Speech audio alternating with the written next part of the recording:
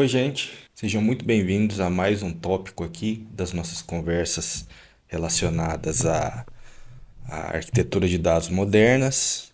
E a gente vai falar um pouquinho agora sobre os data lakes. A gente já viu a teoria no nosso tópico passado e agora a gente vai ver um pouquinho da prática. Mas antes, dica de livro, aqui ó, Storytelling com Dados, da Cole Nussbaumer. Esse aqui é um livro interessante para quem gosta aí da parte de DataVis, que gosta de desenhar dashboards. Então, esse livro aqui é bastante interessante sobre as formas mais eficazes aí de prender a atenção de quem está olhando os nossos dashboards. Então aí fica a dica. Bom, livro esse meu aqui já está um pouquinho surrado, já está bem anotado. Era da época que eu trabalhava mais com essa questão de DataVis. Então foi muito útil esse livro para mim aqui. Tem ele aqui na Amazon. Achei na o preço dele aqui já foi mais caro. Ainda não tá barato, né? Ainda não tá barato, mas eu acho que vale a pena aí dar uma olhada nesse livro aí, beleza? Então vamos para nossa para nossa experiência aqui, para o nosso laboratório. Então, vamos lá, pessoal. Eu já estou aqui com a minha interface do Azure aberta e vamos conversar um pouquinho sobre Data Lakes, né? Bom, se eu fosse tentar fazer uma explicação de uma forma bem resumida e bem didática, eu poderia dizer que o Data Lake é um repositório de dados, é uma pasta implantada na nuvem. Então a gente tem um diretório lá na nuvem e a gente tem uma coleção de arquivos lá que são enviados das nossas fontes de dados. O que diferencia essa pasta, digamos assim, para o sistema de arquivos convencionais que a gente tem no nosso computador é a otimização baseada em leituras. Um grande diferencial dele é, são as leituras paralelas, né? Então, o que a gente tem aqui? A gente tem internamente, cada bloco de dados ali é dividido em blocos menores ali de 4 a 8 megabytes e na hora da leitura existe um driver chamado ABFS Driver, um SDK, que dispara várias requisições de leituras ali de GET em paralelo, lendo esses dados aí de forma distribuída.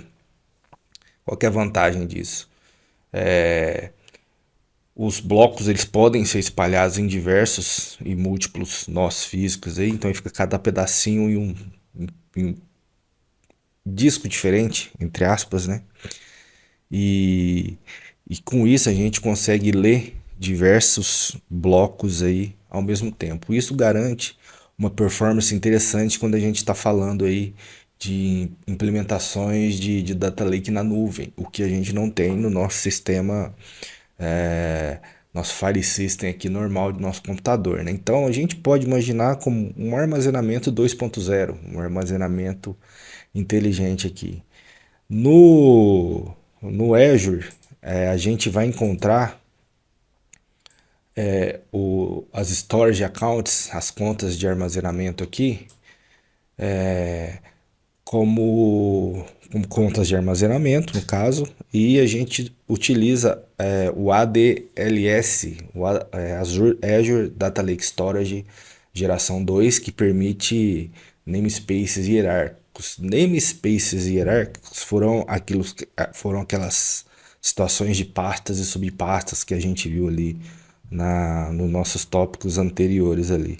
Então, a princípio, a gente pode imaginar o Data Lake como um grande repositório, uma grande pasta inteligente, otimizada para leitura, dividida em subpastas, onde os nossos arquivos são hospedados depois deles serem transpostos aí das nossas fontes de dados. Então, eu vou abrir aqui a nossa fonte de dados e depois eu vou mostrar ali um pipeline feito um processo de ingestão de dados feito no Synapse, que pega os dados da minha fonte aqui no meu SQL Server e joga em subpastas dentro do Data Lake.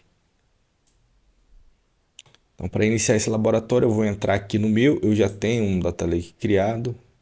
A gente tem diversas características aqui, né, do Data Lake. Então, as coisas importantes aqui que a gente tem o Hierarchical Namespace ativado, quer dizer que a gente tem aquela estrutura de distribuição em subpastas.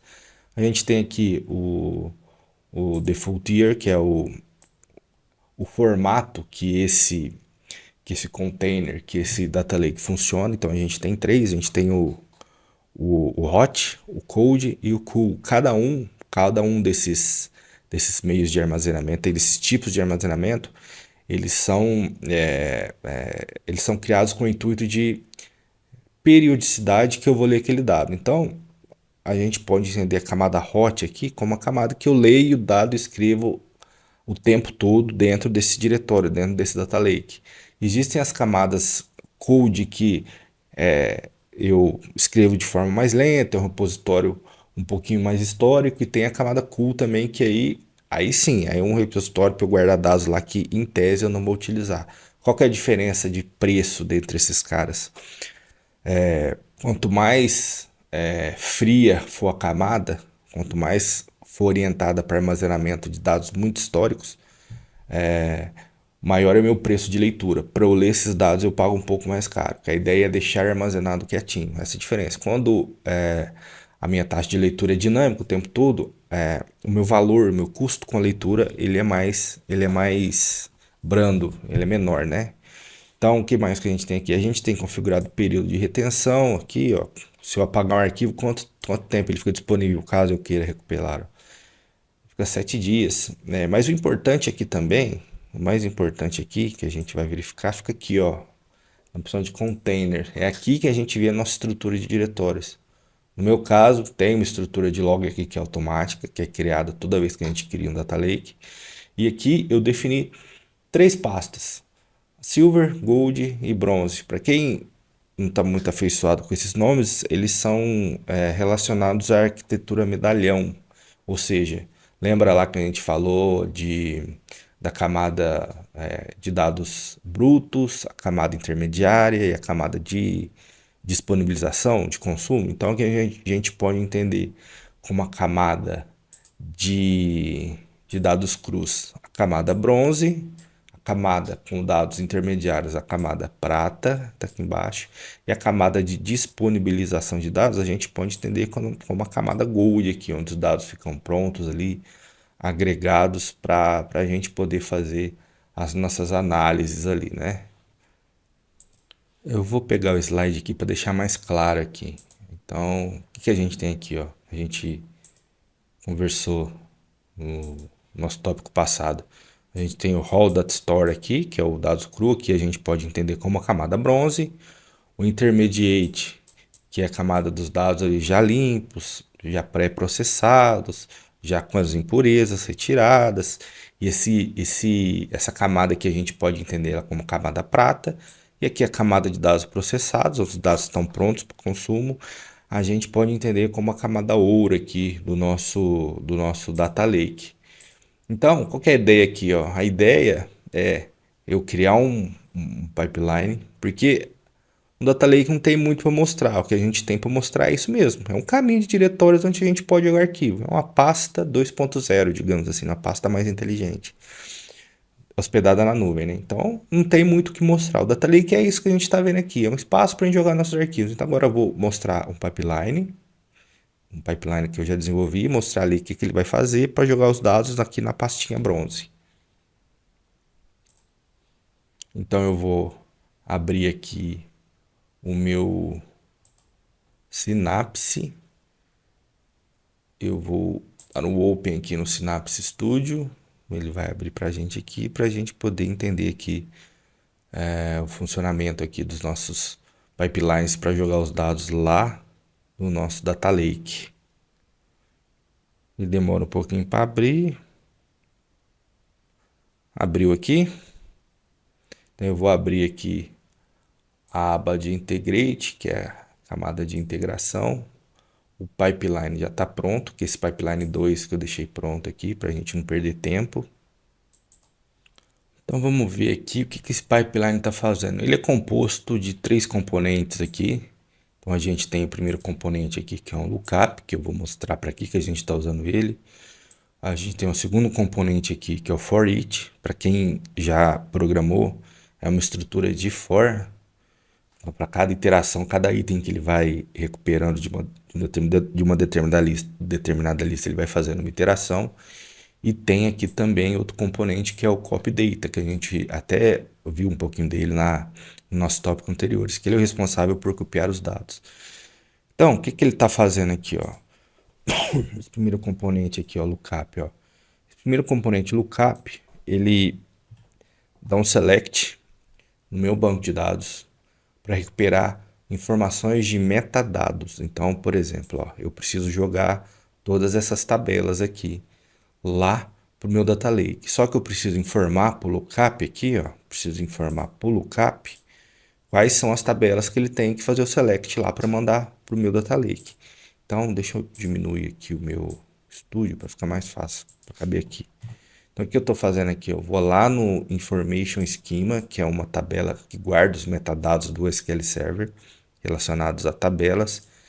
Dou um select, pego o table name e o table esquema, o esquema e o nome da tabela e tiro, crio um filtro aqui para não trazer essas tabelas aqui que eu não quero trazer elas. Então eu vou executar, ele vai me trazer uma lista aqui, ó, com o esquema que está a tabela e com o nome da tabela. Então é isso que esse componente aqui, ó, o lookup ele está recuperando.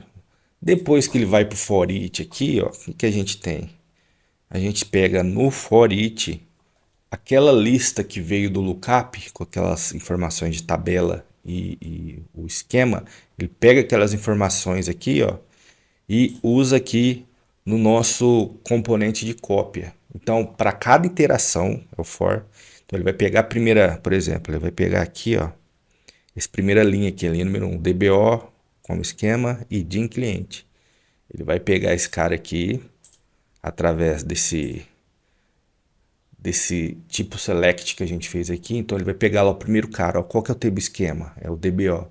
Qual que é o table name? Cliente. Então ele vai pegar isso, vai dar um select asterisco from DBO.DIN cliente. Lá no SQL Server pegar aqueles dados, trazer e jogar lá no meu data lake.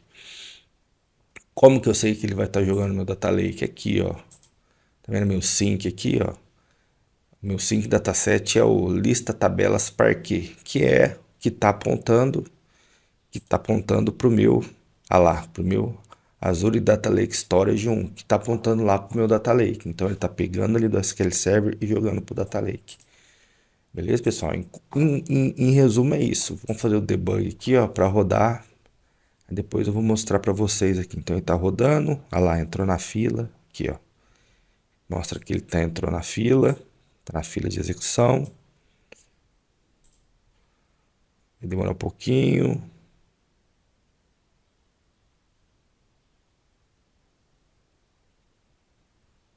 Vou fazer ao vivo aqui, pessoal. Deixar ele executar para não ter corte o vídeo. Executou, agora ele colocou cada item na fila. Lembra que ele está fazendo lookup? Ele rodou o lookup, ó, conseguiu pegar lá no SQL Server a tabela. Agora ele veio aqui para o for each, ó. Tá em progresso essa atividade aqui de pegar cada item naquele select, ir lá no banco de dados, pegar o dado relacionado àquela tabela, levar para o data lake. Depois repete. Pega o dado no SQL Server e leva para a tabela. Então tá aqui, ó.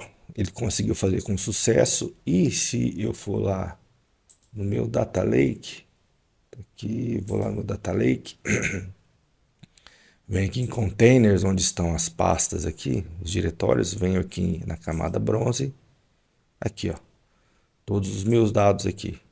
Então ele pegou os dados, pá, atualizei aqui. Eu vou tá com uma data diferente aqui. Eu acho que ele só atualizou o dado. Atualizou aqui, ó. Vamos pegar 23, 7h37 da manhã. Então, aqui, ó. O dado mais recente aqui, ó. Ele acabou de jogar lá. Hoje agora, 23/4, que é hoje, às 7h37. Então jogou esse dado lá, e agora eu posso pegar esse dado através de uma camada de processamento, que a gente vai estudar, é o nosso próximo tópico.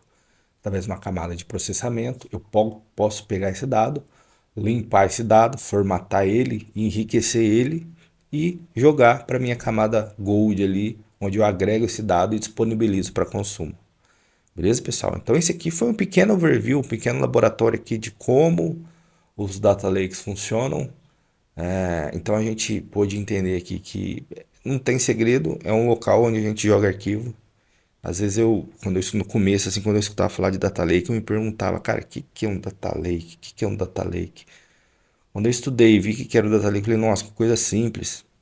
Simples, mas simples para a gente que trabalha, que opera ele, mas complexa para quem desenvolveu, porque toda questão de leitura paralela ali é um negócio complicado. Mas a gente é transparente para a gente isso, a gente não vê. Então essa foi uma ideia de como os data lakes funcionam. A gente vai continuar trabalhando sobre eles, mas agora com a camada de processamento. Beleza, pessoal? Então aguardo vocês no nosso próximo tópico. Muito obrigado pela atenção. Até mais.